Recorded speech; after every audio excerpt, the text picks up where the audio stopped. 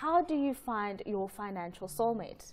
I think it's important to realize that love is expensive, and how it's expensive is when you get it wrong, because the cost of a divorce, the costs of a breakup, it's immense. So when you are looking for that financially compatible partner, you must find someone who is not necessarily like you. Compatible doesn't mean the same.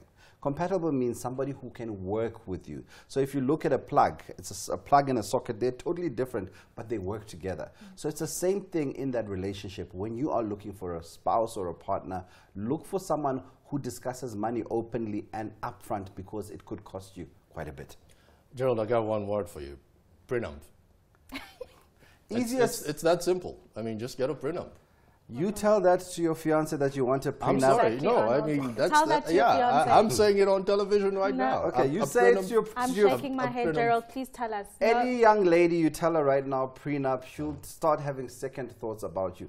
The reality is, just have the open conversation around your finances and money. And the most important things are, how much do you earn? How much debt do you have? Because as smart, as suave as you may look right now, what's behind might be very different. And that's the problem. After the marriage, the veil is lifted, the makeup comes off, and the horrors of everybody's individual finances can come through and haunt a relationship. And that's what's important. Whilst you're still dating, get to the money questions. He might be dating you, my love, on a credit card. Gerald, this is very interesting. It's very interesting, and you say something very important there. And how do we learn how to budget together? Because that's another important component. I'm sure you'd have to be knowing his finances right from the get-go so that you guys can develop a budget. That's the truth. You need to know how much each other earns. If that is supposed to be a state secret, it won't work. Because how you start the budgeting process before you're married is, you sit down with your love and you say, sweetie, in our fictitious house, how are we going to spend money? And you each prepare what's on your mind and what's on your heart. And you'll probably find that with two people who are in love, it'll be two totally different scenarios. Then you can start that conversation in saying, I can't afford for you to buy 3 pairs of shoes every month, maybe 1. And then you have that conversation. Same thing, if you don't have that budgeting conversation, you come one day and you say, I want 4 children. But 4 children means you are men amongst men, because each child is going to cost you R1 million from birth to 18 years old. So you're saying, I'm going to work 4 million rand. She's then going to ask you, okay, 4 children, my love, no problem. Can you afford it? Then the conversation gets interesting. I do have a problem with some people whose idea of having fun is going to the shopping mall and not just window shop, but actually get a lot of shoes. And this is all on credit. And we see that reflected on the household credit for South Africa as opposed to the rest of sub-Saharan Africa. Now, that being said, if we get married, hypothetically, to someone, how about I just cut through your credit card with a pair of scissors? Because it is very clear, if you do have this disease, that is the one way to actually avoid it.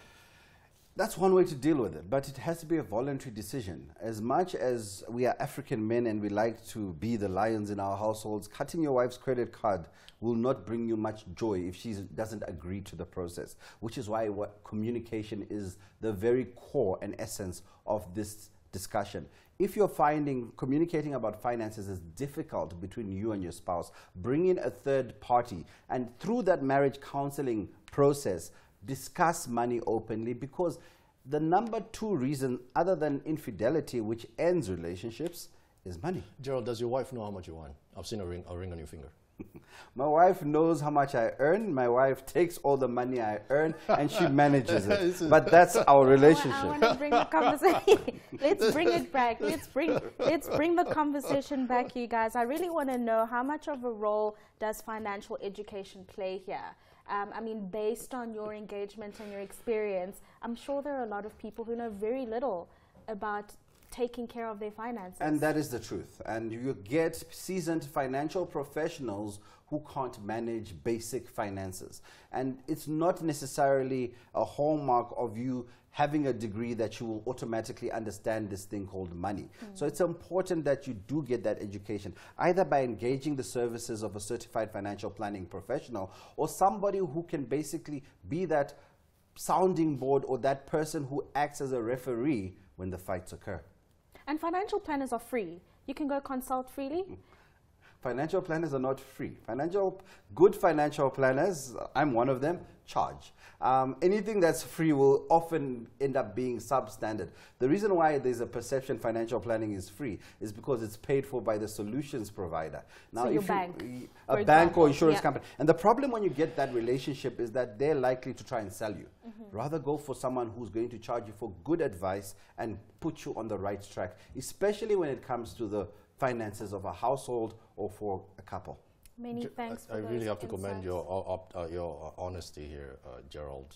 The wife, yeah, that is very Yeah. fascinating. But can I just say, it's not just women who are crazy spenders of money. Men also spend a lot of money. I am and yet on to that meet note, one, yeah. I'm going to end this conversation, just so you know. I- Okay. So that was Gerald Myandambira, who's an author and an entrepreneur.